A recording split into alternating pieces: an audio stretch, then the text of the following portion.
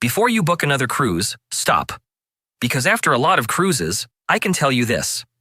There are cruise mistakes you only need to make once, not because they ruin the whole vacation, but because the second they happen, you think, right, I am never getting caught by that again. I've been that cruiser. I've walked onto ships not fully understanding how things worked. The casino, bingo, dining times, hidden food spots, show bookings, daily planners, port timing, and all those little onboard systems that experienced cruisers seem to know automatically. But nobody is born knowing this stuff. You learn it cruise by cruise, sometimes from your own mistakes, sometimes from watching other passengers get caught out, and sometimes from that horrible little moment where you realize, oh, I should have checked that before I booked. So this video is the comprehensive 7-part checklist I wish someone had handed me when I first started cruising. We're covering the fun stuff, the ship checks, the port traps, the money surprises, the onboard systems, the health and support checks, and the tiny experienced cruiser tricks that can save a lot of stress. So before you book your next cruise, or before you board the one you already have planned, check this first. Because the best time to learn these things is before you are standing on the ship thinking, I wish I knew that yesterday. Part 1. The fun stuff experienced cruisers check first. Number 1. Check the casino before you assume every ship works the same. This is one of those things I wish I understood better when I first started cruising. Because if you enjoy a little time in the casino, even just for fun, do not wait until the night you want to play before you work out how everything works. Check it early. On the first day, when you have a bit of spare time, walk through the casino properly. Have a look around. See what machines are there. See what table games are available. See if they have the type of slot machine you actually enjoy. Because not every cruise casino is the same. Some ships may have a bigger casino. Some may feel smaller. Some may have the machine you love. Some may not. Some may have more table games, tournaments, or video-style machines. And if there is one particular game you really enjoy, it is better to know early instead of finding out later and feeling disappointed. I remember loving those little Keno-style machines where you choose your numbers and watch them come up. Some ships had them, and I was thrilled. Other ships did not, and I had to accept that my favorite little machine was not coming on that holiday with me. And that is the point. If the casino is part of your cruise fun, check what is actually there. While you are there, ask a casino staff member how the system works. Ask how to use your cruise card. Ask whether you can use cash. Ask how to load money onto a machine. Ask how to cash out. Ask whether anything goes onto your onboard account. Ask how the casino rewards program works if you think you might play more than once, because the first time you use a cruise casino, it can feel different from a casino on land. You might be using your cruise card. You might be using cash. You might need to set up a player account. You might need to learn how to move money from one machine to another. And if nobody explains it, you can feel like everyone else got instructions and you somehow missed the meeting. I remember when we first went into the casino, we did not fully understand how the card side of it worked. It sounds simple once you know it, but the first time, it can feel awkward. And I have heard other cruisers say the same thing. They enjoy the casino, but working out the card, the machine, the account, and the cash-out system can be confusing at first. Another thing a lot of new cruisers do not realize is that the casino usually is not open all the time. On most cruises, the casino is closed while the ship is in port and opens again once the ship is back out at sea. So if you're thinking, I might go and have a little play after lunch on a port day, you may walk in and find the casino sitting there like a closed shop with nicer carpet. That is not something everyone knows on their first cruise, so check the opening times too. And also, check whether smoking is allowed in or near the casino, because that can make a big difference. Some passengers love the casino but hate the smoke. Others do not care. But if smoke bothers you, it is better to know before you plan to spend your evenings there. And finally, check your budget before you play. Because the casino can be fun. A lot of passengers love it.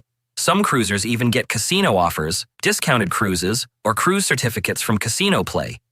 But it is still real money, even when it feels like it is just happening through a card. That is where people can get caught. They tell themselves, I'll just play a little. Then the machine nearly hits. Then they move to another one. Then they go back the next night. And suddenly the casino has become the most expensive entertainment they did not mean to book. So, yes, enjoy the casino if that is part of your cruise. But check it early. Understand how the money works, find out what is actually available, and know when it opens. Because experienced cruisers know the casino can be a great bit of fun. They also know it is much more fun when the final bill does not surprise you harder than the slot machine. Number 2. Check how bingo works before you just turn up. Bingo on a cruise sounds simple. You turn up. You buy a card. You listen for the numbers. And you hope you're the lucky person who gets to shout bingo while everyone else in the room smiles politely and secretly thinks, "That should have been me." But cruise ship bingo can be a lot more interesting than people expect. And I wish I had understood that better when I first started cruising. Because bingo on a ship is not always just a quiet little game in the corner. On some cruises, it can feel like a proper event. There can be music, jokes, a lively host, prize build-up, and passengers sitting there with the serious focus of people who did not come to play around. Well, technically they did come to play around. But you know what I mean. The good thing is that cruise bingo is usually made for passengers to enjoy, even if they have not played much before. It is not meant to be complicated. The caller will usually explain what is happening, and plenty of people in the room may be beginners too. So, if you are new to bingo, do not feel silly. A lot of cruisers only learn how cruise bingo works after they are already sitting there with a card in front of them, wondering whether they are doing it right. But this is still something I would check early. Because there can be different ways to play. Some people like paper cards and a dauber. That can be fun, especially if you only want one card or a small number of cards. But paper cards take up space, and on a cruise ship, you may not have a huge table in front of you. You might have drinks, a bag, glasses, a program, or someone beside you who is spread out like they are setting up a bingo command center. So if you want to play more than one card, or you do not want to juggle everything, the electronic bingo tablet can be brilliant. I remember using one of those tablet-style devices, and it made the whole thing much easier. The tablet can hold multiple cards, help track what is happening, and make it feel more organized. You're not trying to manage paper cards across a tiny space while also listening for calls like Legs 11 or Two Fat Ladies, 88. And that is why some experienced cruisers like the tablets. It is not because paper bingo is bad. It is because the tablet can make the game easier, especially if you want to play more cards without feeling like your table has turned into paperwork. But here's the important part. Do not assume the tablets are unlimited. If your ship offers electronic bingo devices, ask early. Find out where bingo is sold. Ask what packages are available. Ask whether there are paper cards, tablets, or both. Ask whether the tablets need to be bought, booked, or collected before the session. And ask what time you should arrive. We have collected a bingo tablet earlier before, taken it back to the cabin, and then brought it back later when bingo started. That made things much easier because we were not rushing around at the last minute trying to work out what everyone else already seemed to know. That is the little experienced cruiser lesson here. It is not that bingo is difficult, it is that knowing the system before you sit down makes it much more enjoyable. Also, check the prize rules. Cruise bingo can sound very exciting when they start talking about big jackpots, cash prizes, or a special final game. And sometimes the prizes really are good. But you still need to know what you are playing for. Some prizes may depend on getting bingo within a certain number of calls. Some sessions may have smaller prizes than the big headline makes you imagine. And on a big ship, there may be a lot of people in the room all chasing the same win. So yes, bingo can be fun. It can be social. It can be one of those cruise activities people genuinely look forward to. And if you love paper bingo, bring your own dauber if you want to. Because some passengers swear by having one ready. Because cruise bingo is much better when you understand the setup before the first number is called. And if you get it right, it is not just bingo. It is bingo with sea views, holiday energy, and a room full of people pretending they are happy for the winner. Number 3. Check the shows and entertainment booking rules early. This is one of those things a lot of people do not think about until they are already on board. They imagine cruise entertainment will be simple. You have dinner, you walk to the theater, you find a seat, and you enjoy the show. And sometimes, yes, it can be that easy. But on some ships, especially the bigger and newer ones, entertainment can need a bit more planning than first-time cruisers expect. Some shows may need reservations. Some venues may fill quickly. Sometimes may be better than others. And some passengers only find this out when they are standing there after dinner, dressed nicely, ready for a lovely evening. And suddenly someone says, Do you have a booking? That is not the moment you want to learn the system. I remember when we first started cruising, we did not always understand how important the planner, the app, and early booking could be. We thought a cruise would be more relaxed, where you just turn up and see what is happening. And on some cruises, that can work. But on bigger ships, popular shows can be a different story. So, before the cruise, check the app or cruise planner and see what is already available to book. If the entertainment is not showing yet, do not assume there is nothing to do. Check again as soon as you get on board. Look at the show times. Look at what needs booking. And if there is one show you really do not want to miss, treat it like part of the cruise, not something you will just figure out later. Because a great cruise show can become one of the best memories of the whole trip, but only if you actually get in to see it. And if this is already helping, hit the like button.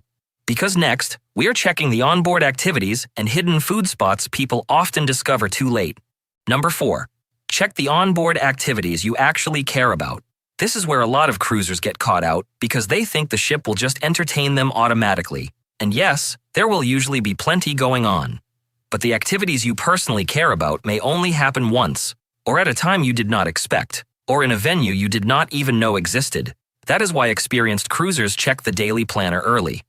Not because they want to schedule every minute like a military operation with towel animals, but because they do not want to find out on day 5 that the thing they would have loved happened on day 2.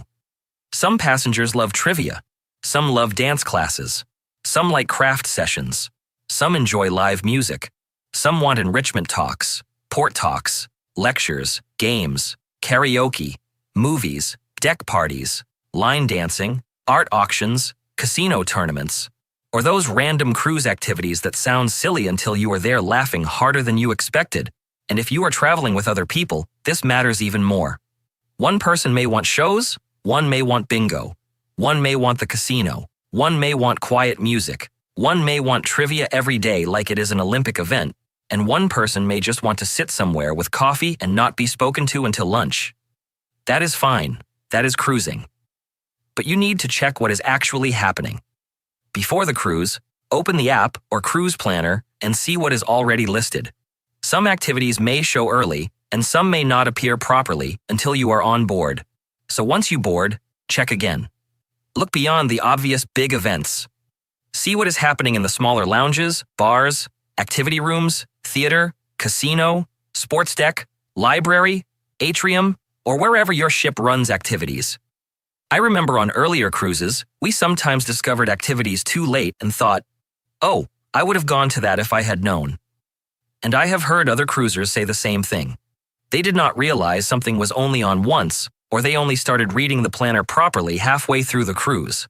That is such a waste, because the ship may have had exactly what they wanted. They just did not know where to look. So check early.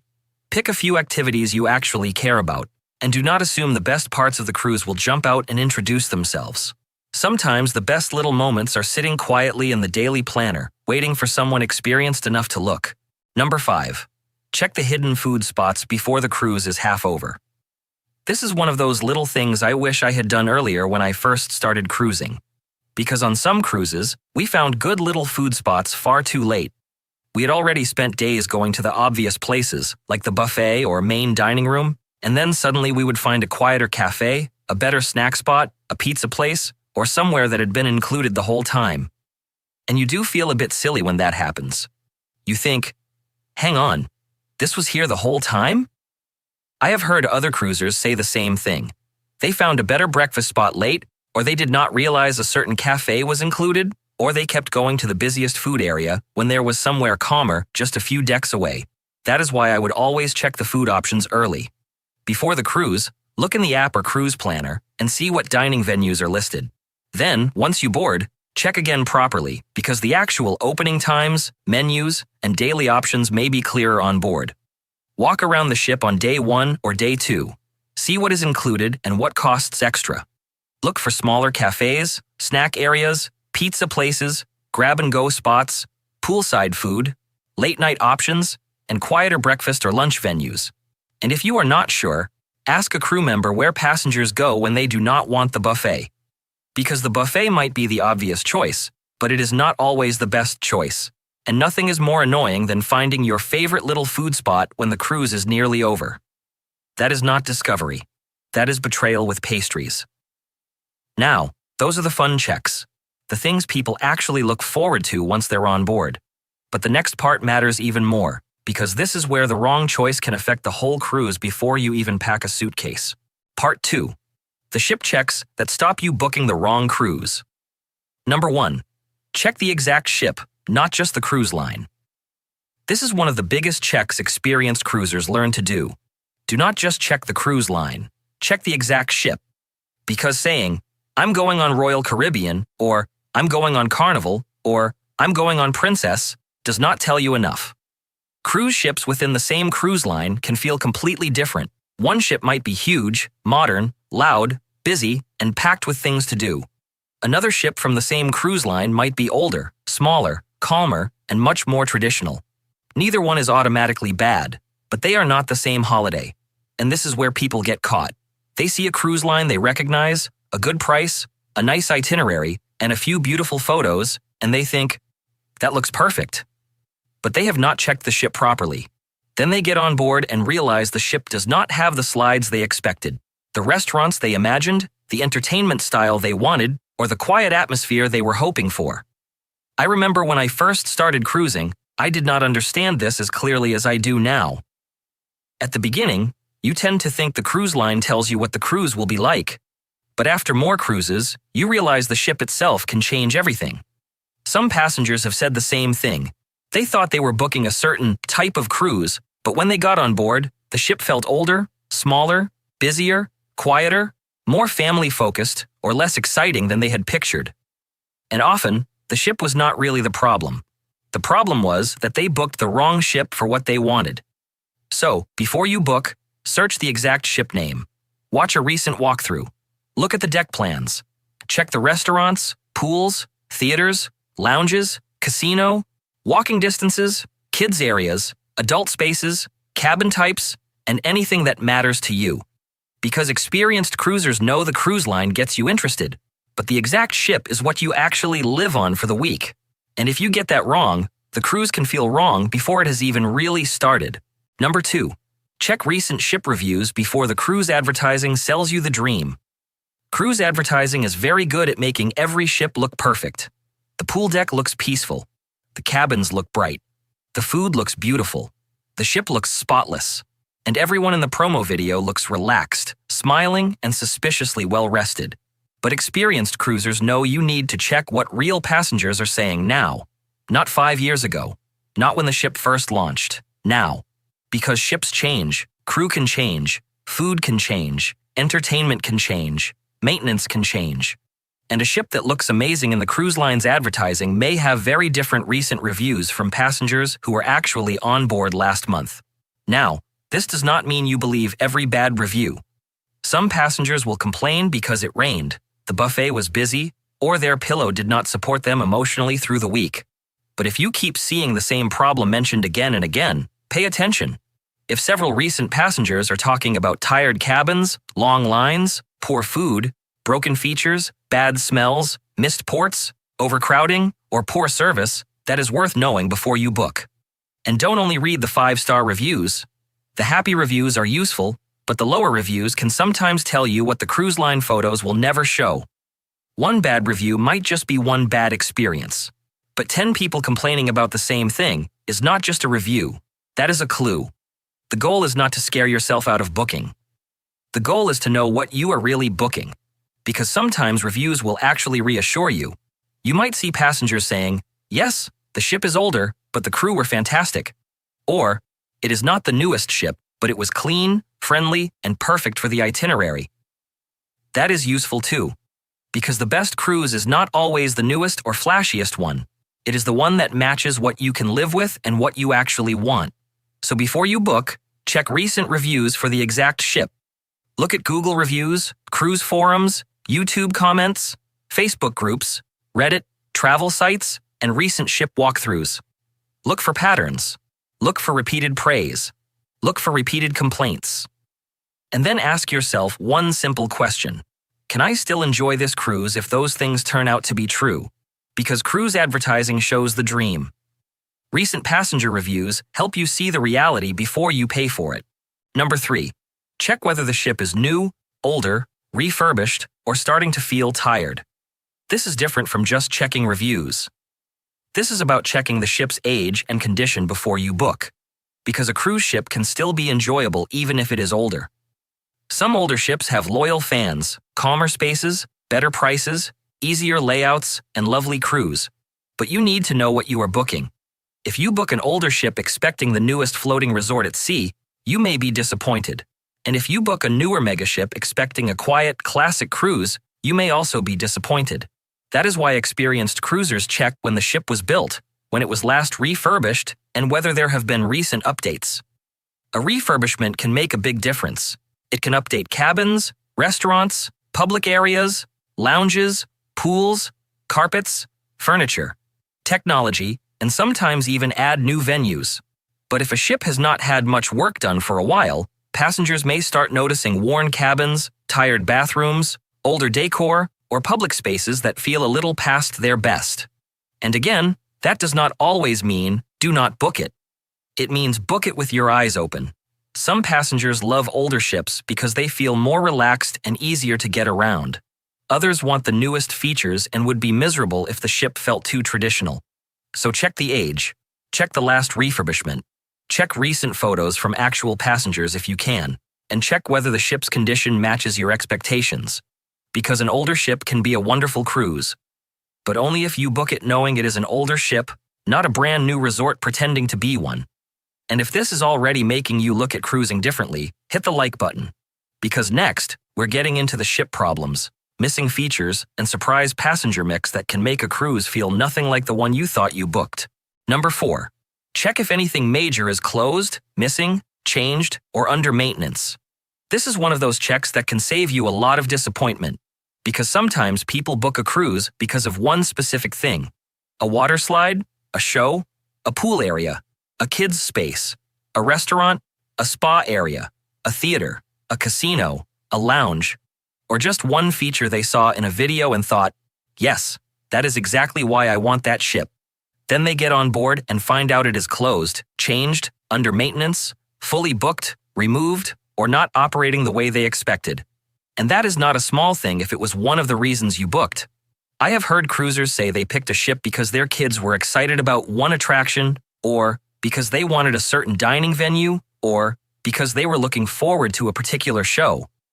Then they got on board and had that awful moment of, wait, what do you mean it's not available? That is why experienced cruisers check before they sail. Look for recent reviews.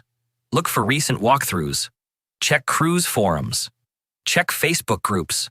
Search the exact ship name with words like closed, maintenance, dry dock, refurbishment, water slide closed, show canceled, or whatever feature matters to you. Because ships are living, working places. Things break. Things are repaired. Venues change. Shows rotate. Restaurants are updated. Pools and slides can close for safety or maintenance. And sometimes a ship is preparing for a dry dock or has just come out of one. Now, this does not mean you panic over every little thing. A closed hot tub or one missed activity does not always ruin a cruise. But if the thing that is closed is the thing you are most excited about, that can change the whole feeling of the holiday. So, before you book, or at least before final payment, check if anything major is unavailable. Because it is much better to find out while you still have options than to find out on board while standing in front of a closed sign trying to look mature about it. Number 5. Check what kind of crowd your sailing is likely to attract. This is one of those checks that can completely change how a cruise feels. Because the same ship can feel very different depending on when you sail, how long the cruise is, where it is going, and who is likely to be on board. A short weekend cruise can have a very different atmosphere from a longer 7, 10, or 14-night cruise. A summer sailing can feel different from a cruise during the school term. A school holiday cruise can feel different from a quieter, shoulder season cruise. And a cheap, short getaway can attract a very different crowd from a longer itinerary where passengers are looking for a slower, calmer trip. Neither one is wrong. Some people want energy. They want music, busy bars, families, nightlife, and that feeling that the ship is alive from morning until late. Other people want calm. They want quiet lounges, easier pool decks, fewer kids, fewer late-night crowds, and a cruise that does not feel like spring break found a buffet. This is especially important if you are an older cruiser, traveling with mobility needs, or simply want a more relaxed holiday. I have heard passengers say they were surprised by how lively a cruise felt. I have also heard the opposite, where someone expected more atmosphere and felt the ship was too quiet for them. That is why experienced cruisers check the sailing, not just the ship. Look at the dates. Look at school holidays. Look at whether it is spring break. Look at the cruise length. Look at the itinerary. Look at whether it could attract families, party groups, older cruisers, or a large onboard group. And if it is a themed cruise, music cruise, group cruise, or partial charter, check that too. Because a large group can change the feel of a sailing, even if the ship itself is exactly the same. So before you book, ask yourself what kind of cruise atmosphere you actually want. If you want peace, do not accidentally book the rowdiest week of the year. And if you want energy, do not book a very quiet sailing and then complain that everyone goes to bed after dessert. The ship matters. But the people sailing with you can change the whole mood. And that is why the crowd check is one of the smartest things to do before you book. Now that we've checked the fun onboard stuff and the ship itself, it's time to move into part 3, because this is where a cruise can look perfect on paper, but feel very different once you start dealing with port times, tender boats, ship time, and getting ashore. Part 3. The port and timing checks that can change the whole cruise. Number 1. Check how you actually get ashore, not just the port name. This is one of those checks people do not always think about. They see a port name on the itinerary and think, that sounds lovely. And it might be lovely. But experienced cruisers know the real question is not just where the ship is stopping. It is how you actually get off the ship and enjoy that place. Some ports are simple. The ship docks, you walk off, and you are close to where you want to be. Other ports take a bit more effort. You might need a tender boat, which is a smaller boat that takes passengers from the ship to shore. You might have a long pier walk. You might need a shuttle. You might be dealing with heat, crowds, stairs, cobblestones, or uneven ground. And that can change the day completely. I have heard passengers talk about ports that sounded easy on paper, but the actual process of getting ashore was tiring, slow, or rougher than they expected. One cruiser mentioned a tender ride that was so rough they felt seasick before they even reached the port, and that is something people do not always realize. You might feel perfectly fine on the big cruise ship, then get on a small tender boat and suddenly regret the heroic breakfast you ate before leaving. So before you get excited about a port name, check how you actually get there. Is it a tender port? Is the town close to the ship? Is there a shuttle? Is there a long walk from the pier? Will you need to climb in and out of smaller boats? Is the excursion easy, moderate, or strenuous? And if you use a cane, walker, scooter, or just do not want a difficult day, this matters even more. This is not about scaring yourself out of a port. It is about knowing what the day really looks like. Because a port can look beautiful on the itinerary, but if getting ashore feels like an obstacle course with sunscreen, it may not be the relaxing day you pictured. So check the port properly before you book plans around it. That little detail can make the difference between a brilliant port day and a day where you say, well, at least we saw it from the ship. Number 2. Check port times and ship time before planning your day. This is one of those small checks that can save you from a very big panic. A port might look amazing on the itinerary, but then you look closer and realize you're only there for a few hours. And a few hours can disappear fast. You have to get off the ship, maybe wait in a line, find transport, do the activity, take photos, maybe eat something, maybe shop for just one little souvenir, and still get back before all aboard time. That is why experienced cruisers check the actual port times, not just the port name. What time does the ship arrive? What time is all aboard? How long will it take to get off? Is the town close, or do you need a shuttle, taxi, or tour? And then there is ship time. This catches people out. Sometimes ship time and local time can be different, depending on the itinerary and cruise line. Your phone may change automatically when you reach land, but the ship may still be using a different time. That is why you always check what time the ship is following before you leave. Ask crew if you are unsure. Check the app or daily planner, set an alarm, and do not cut it too close. Because all aboard time is not a gentle suggestion. It does not mean, come back whenever you have finished browsing magnets. It means, be back. Nobody wants to become the person running down the pier while everyone on the balconies watches like it is the afternoon show. So, before you plan your port day, check the arrival time, the all-aboard time, and the ship time. A good port day should end with you walking back calmly, not sprinting in sandals while strangers record your cardio workout. Number 3. Check the season, weather risk, and itinerary change risk. This is something every cruiser needs to understand. The itinerary you book is the plan, but the ocean does not care about your plan. Weather can change things. Rough seas can change things. Strong winds can change things. And port conditions can change things. Most cruises go smoothly, so this is not about panicking.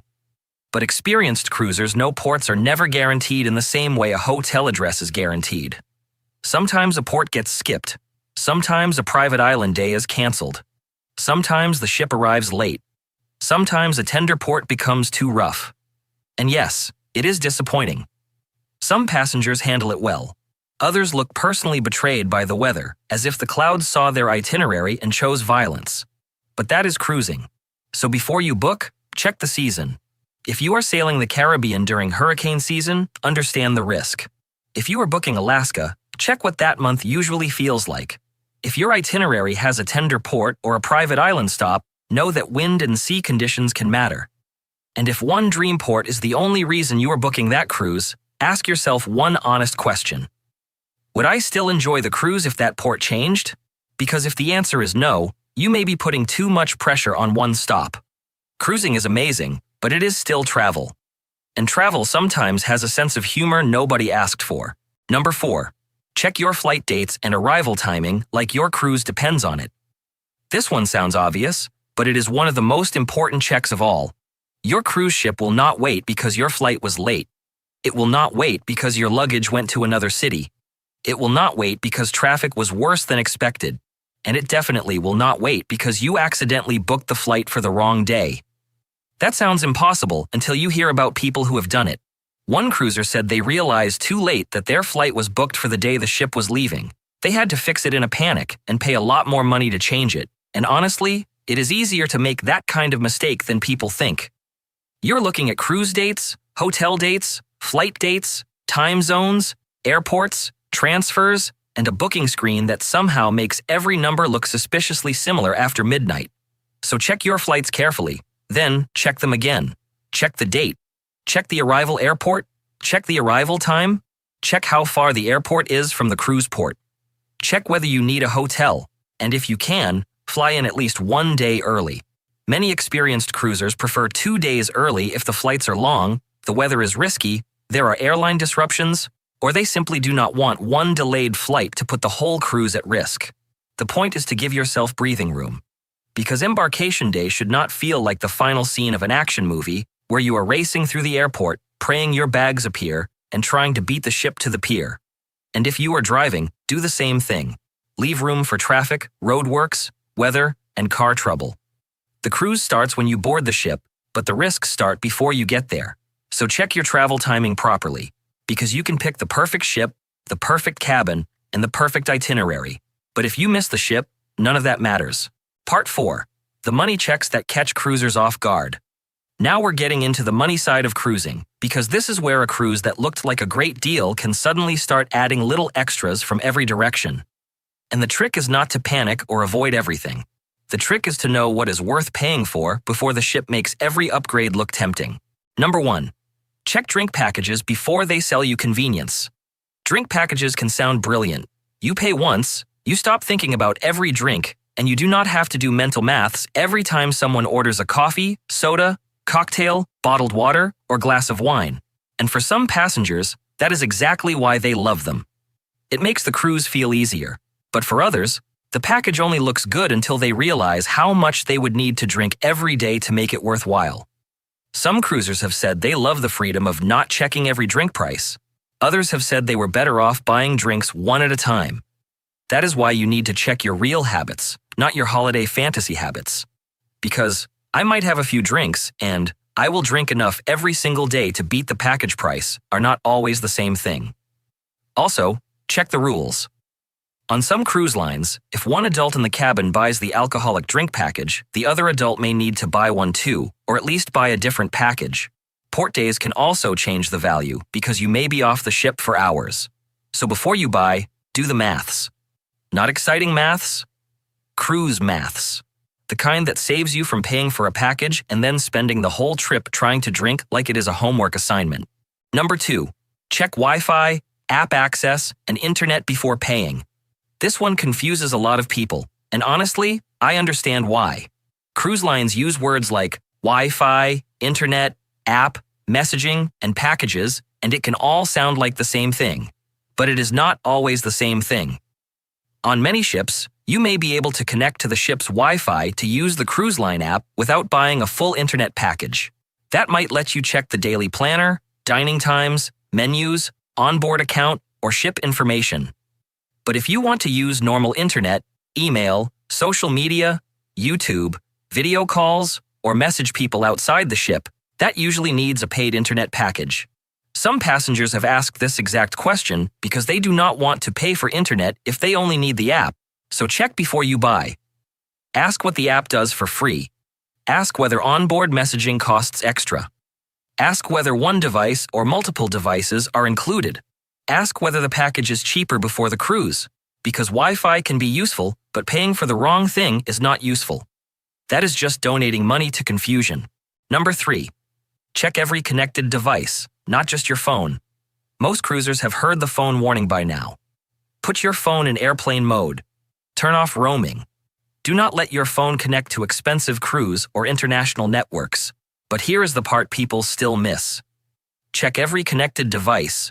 Your Apple Watch, your smartwatch, your tablet, your kids' phones, any old phone you brought for photos or games, anything that can use cellular data, roaming, or background updates. One passenger pointed out that even when people think their phone is sorted, another device can still quietly cause trouble if the settings are wrong. And that is such an experienced cruiser check. Because the expensive bill does not care that you meant well. It only cares that something connected. So before the ship sails, check every device. Put them in airplane mode if needed. Turn off roaming. Check the settings on watches and tablets, and make sure the kids' devices are not secretly trying to update half the internet while you're at dinner. Because nothing says welcome home like a phone bill that makes you question every life decision you made near the ocean. Number 4. Check transport, parking, and cruise line transfers before overpaying. Getting to the ship can cost more than people expect. Cruise line transfers can be convenient, but they are not always the cheapest option. Port parking can be easy, but it can also add up quickly. Hotels near the port may offer cruise parking deals. Uber, Lyft, taxis, hotel shuttles, private transfers, or independent parking lots can sometimes work out cheaper, especially for families or groups. So check before you automatically click the cruise line transfer.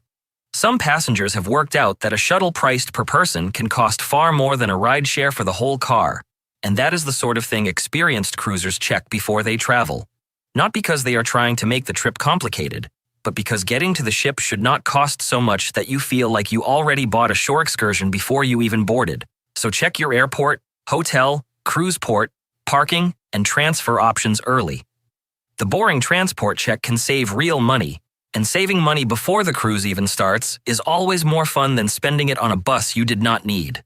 Number 5. Check your onboard account before the final night rush.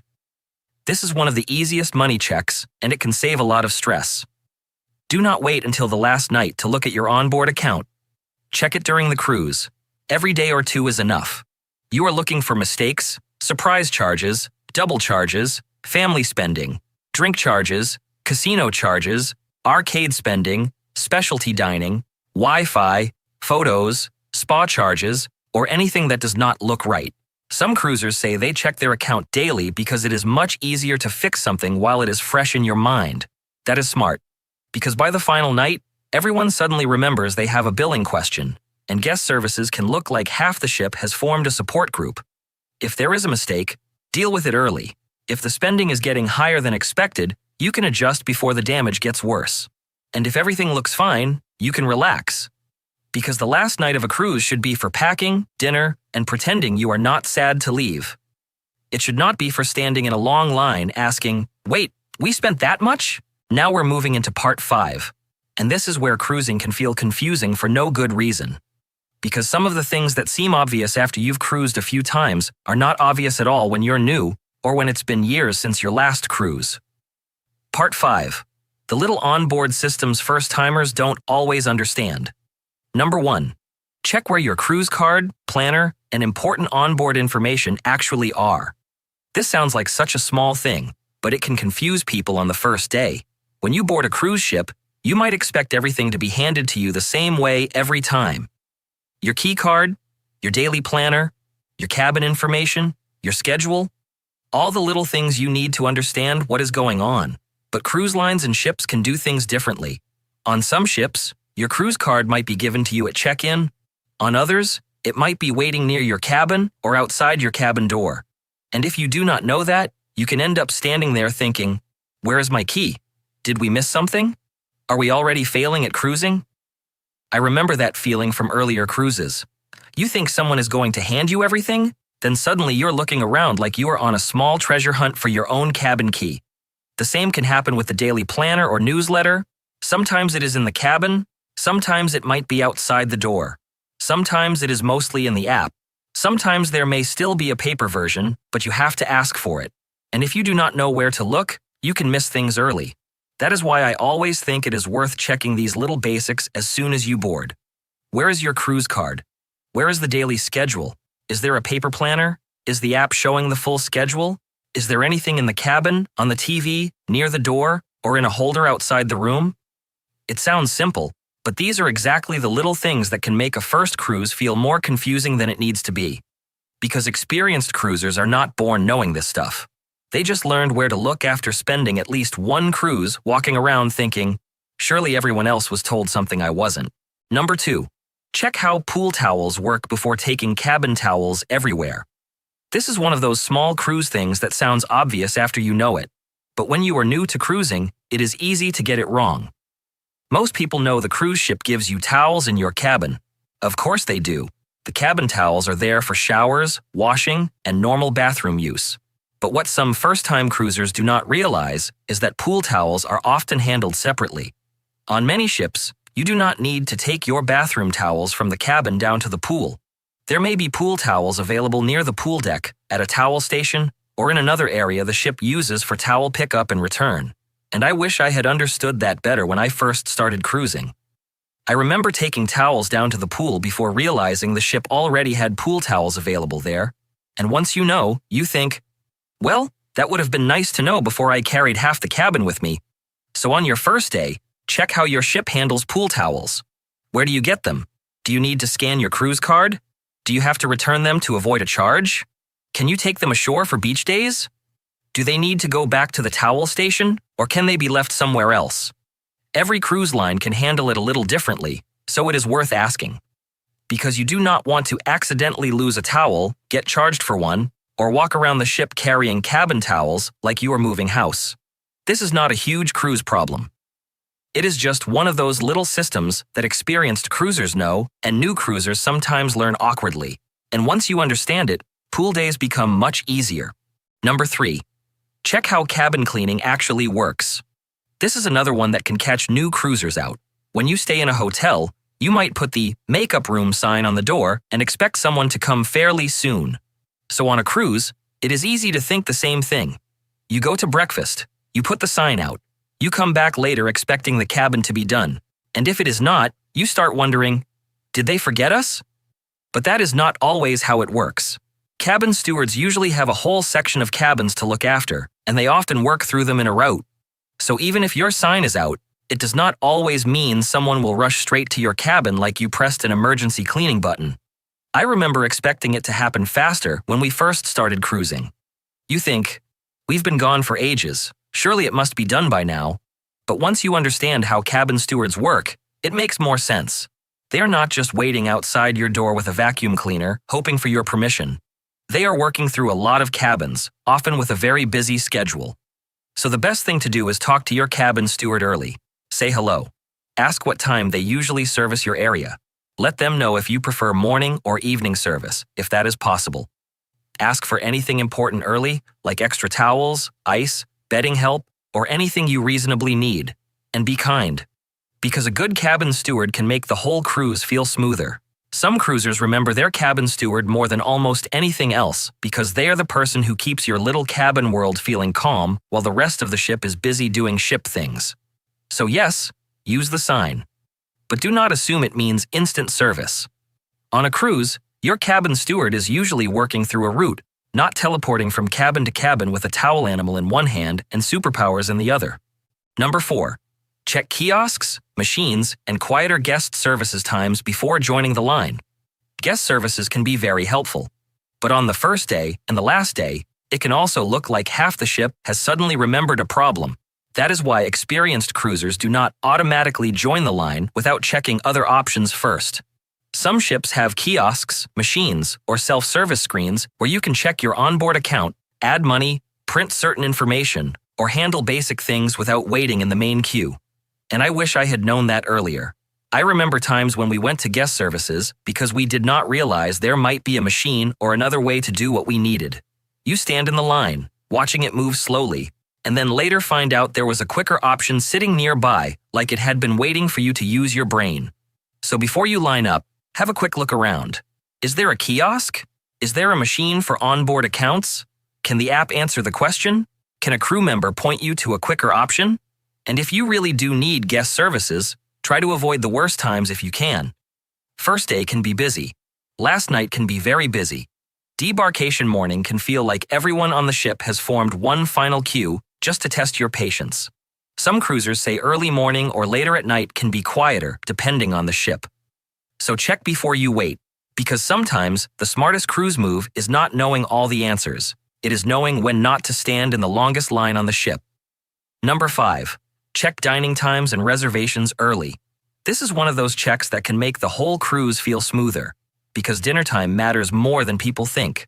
Some passengers like early dining, some want late dining, some want flexible dining, some want the same table and waitstaff every night, some want specialty dining on a certain night, and some just want to eat at a normal time without discovering that their only option is either senior special at sunset or dinner just before bedtime.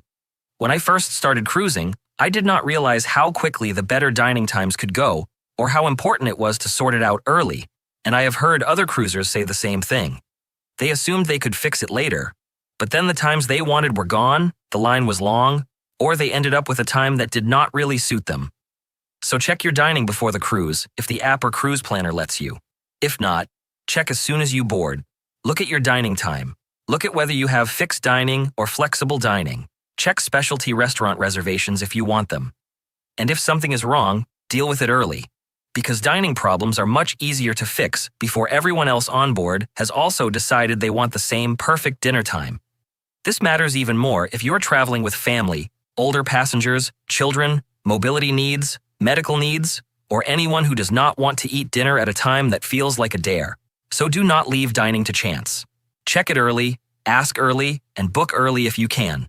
Because a good dining time can make the evenings feel easy, and a bad dining time can make every night feel like the ship is personally testing your patience with a menu.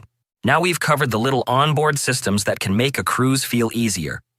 But part 6 is where things get more serious, because if you need help, get sick, struggle with mobility, or discover your insurance does not cover what you thought it did, the cruise can change very quickly. Part 6. The health, support, and safety checks that matter more than people think. Number 1. Check boarding assistance before embarkation day. This is one of those checks that can make embarkation day much easier. Because boarding a cruise ship can be a lot.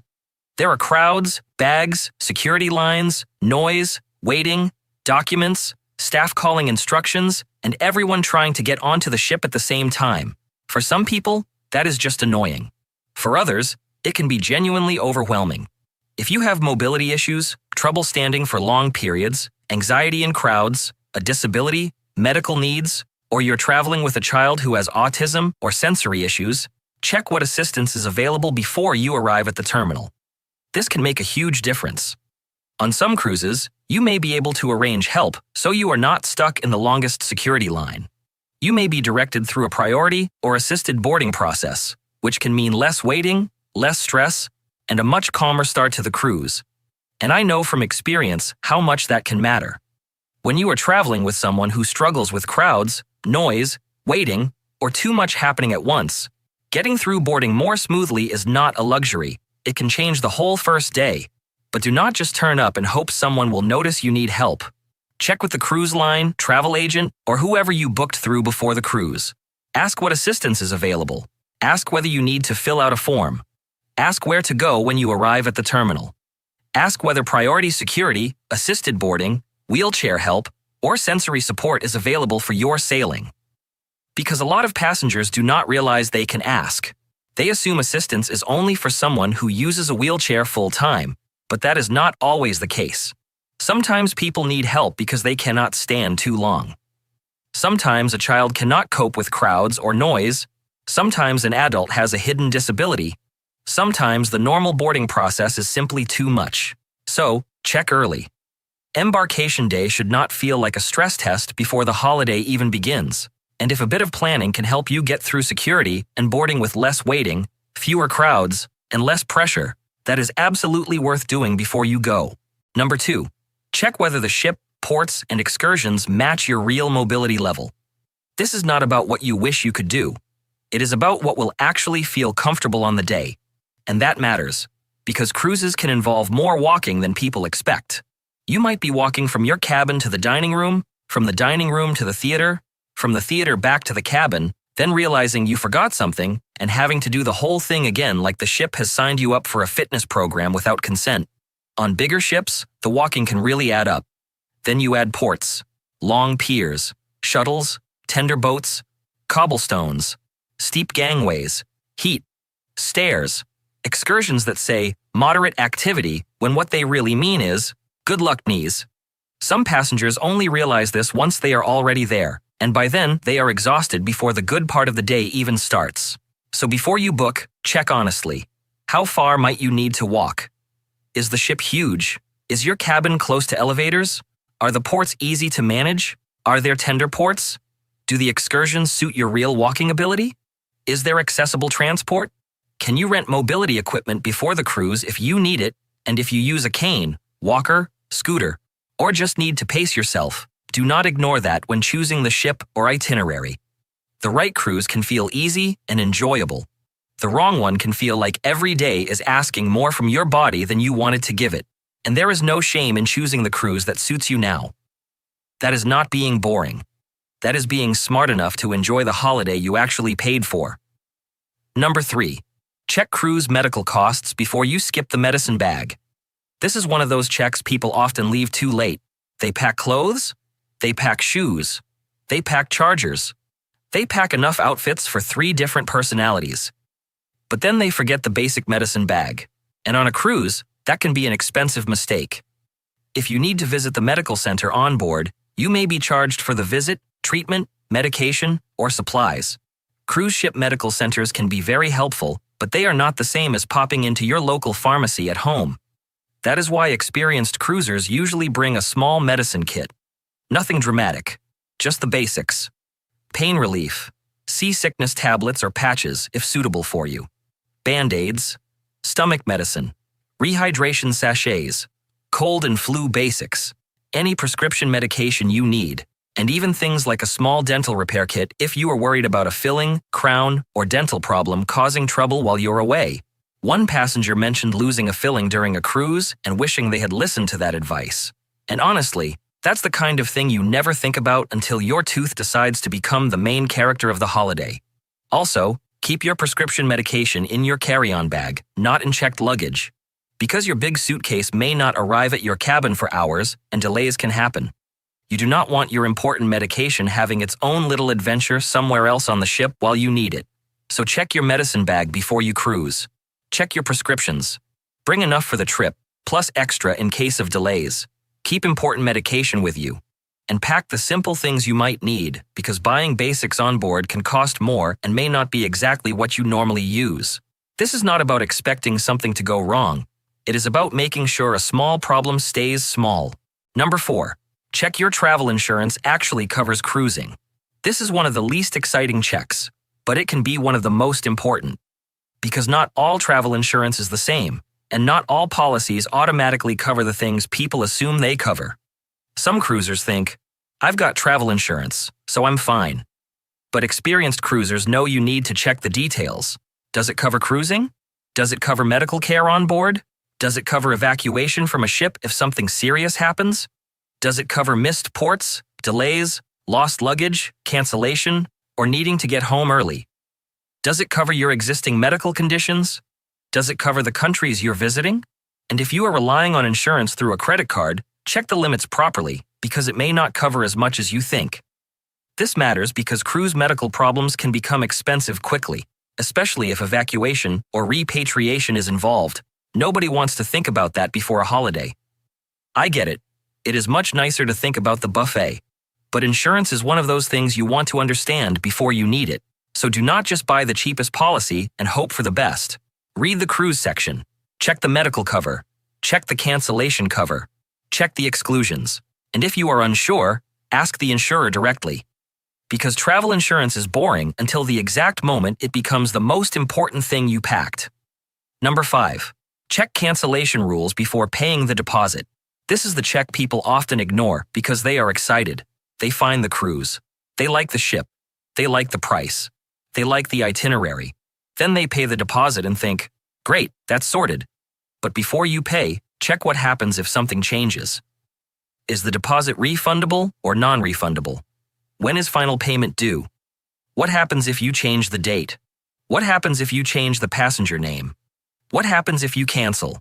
Do you lose the deposit? Do you get future cruise credit? Are there admin fees? Are flights, hotels, packages, or excursions under separate rules? This matters because life happens. People get sick. Flights change. Family situations change. Work changes. Budgets change. And sometimes the cruise you were excited about 3 months ago suddenly does not work anymore. I have heard passengers say they thought they could just move a cruise or cancel easily, then later realize the rules were much stricter than they expected. That is not the time to discover what non-refundable really means. So before you pay the deposit, slow down and check the rules. Not after. Before. Because a great cruise deal is only great if you understand what you are agreeing to. And the most expensive fine print is usually the fine print you did not read until it was too late. Now that we've covered the serious checks, let's finish with the small experienced cruiser tricks. The little things that seem tiny until they save your phone, your luggage, your cash, or your sanity. Part 7. The final experienced cruiser checks that make everything smoother. Number 1. Check your phone lock screen has your cabin number. This is such a simple little tip, but it is a brilliant one. Before you cruise, or on the first day, put your cabin number somewhere on your phone lock screen. Not your full name, not private information. Just something like cabin 8246 or, if found, please return to cabin 8246. One cruiser shared this idea, and it makes so much sense. Because if you lose your phone on board, the person who finds it may not be able to unlock it, call anyone, or know who it belongs to. But if your cabin number is right there on the lock screen, it gives your phone a much better chance of finding its way back to you. And on a ship with thousands of passengers, that little detail can matter. Nobody wants to spend half the cruise wondering whether their phone is at guest services, in a lounge, under a deck chair, or living its own best life somewhere near the buffet. So before you get too comfortable on board, check your lock screen. It is quick. It is easy. And it is one of those tiny experienced cruiser tricks that you hope you never need, but you will be very glad you did if you do. Number 2. Check luggage trackers or air tags if you are flying. If you are flying to your cruise, luggage stress is real. You can do everything right, arrive early, check in properly, and still stand at the luggage carousel watching everyone else's suitcase appear while yours decides to have a private adventure in another city. That is why some cruisers like using luggage trackers, such as AirTags or similar devices. It does not magically bring your suitcase back. It does not make the airline suddenly more organized, but it can give you peace of mind because you may be able to see roughly where your bag is. And if your luggage is delayed, knowing whether it is still at your home airport, sitting at the connection airport, or actually near the cruise port can be very useful. Some passengers swear by them now, especially when they are flying in for a cruise. Because missing luggage before a cruise is not just annoying. It can affect your clothes, medication, formal wear, shoes, toiletries, and everything you carefully packed while telling yourself you were being organized. So if you are flying, consider a luggage tracker and still keep your most important things in your carry-on. Medication, documents, valuables, a change of clothes, anything you truly need on day 1. Because a tracker can tell you where your suitcase is, but it cannot hand you your toothbrush while the ship is sailing away. Number 3. Check whether wearing your cruise card in port makes you look like a tourist. A cruise lanyard can be really handy on board. Your cruise card opens your cabin, pays for things on the ship, and gets you on and off the ship. So yes, having it easy to reach makes sense. But once you are off the ship in port, think about whether you really want it hanging around your neck for everyone to see. Some cruisers have pointed out that wearing your cruise card openly in town can make you stand out as a tourist straight away, and in some places, that might make you more noticeable to pickpockets, pushy sellers, or anyone looking for easy cruise passengers. This does not mean you need to panic. It just means be aware. On board, a lanyard can be useful. In port, you might want to tuck it inside your shirt, put it in a secure pocket, use a small crossbody bag, or keep it somewhere safe but easy to reach. Because looking like a tourist is one thing. Walking around with a bright cruise card swinging from your neck like a little sign saying, "Hello, I came from the big ship," is another. Number 4. Check how gratuities work and bring small bills if you want to tip extra. Gratuities can confuse people because they are not handled the same way everywhere. On many cruises aimed at American passengers, gratuities are usually either prepaid before the cruise or added automatically to your onboard account each day. So, if you are cruising from the United States, it is safest to expect gratuities to be part of the cruise cost, whether you pay them up front or they appear on your onboard account. But if you are from Australia, New Zealand, the UK, or somewhere where tipping is not as automatic, the system can feel very different. On some cruises, passengers may be able to adjust or remove automatic gratuities and tip personally instead, but always check your cruise line's policy before assuming that. Either way, I think it is worth bringing some small bills or small local notes if you like thanking people personally. Some passengers wait until the end and use an envelope, and that can be lovely. But there is also something really nice about having smaller bills ready during the cruise, so when someone goes above and beyond, you can thank them there and then. A few dollars for a cabin steward who has been wonderful. A small thank you for room service, a porter, a guide, a driver, or someone who made your day easier. And honestly, when you hand it to them personally and see the smile on their face, it feels different.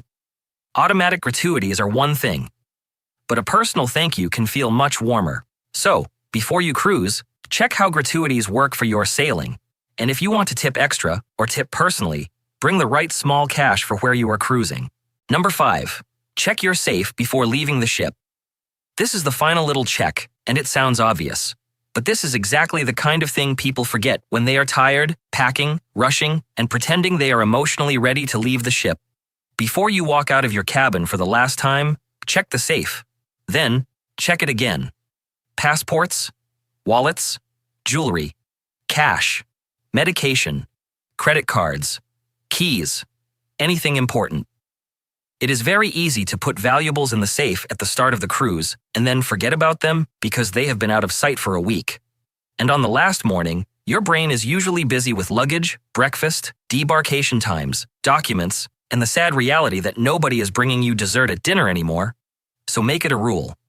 Before you leave the cabin, open the safe. Look properly, check the shelves, check the corners. Because leaving the ship is already sad enough.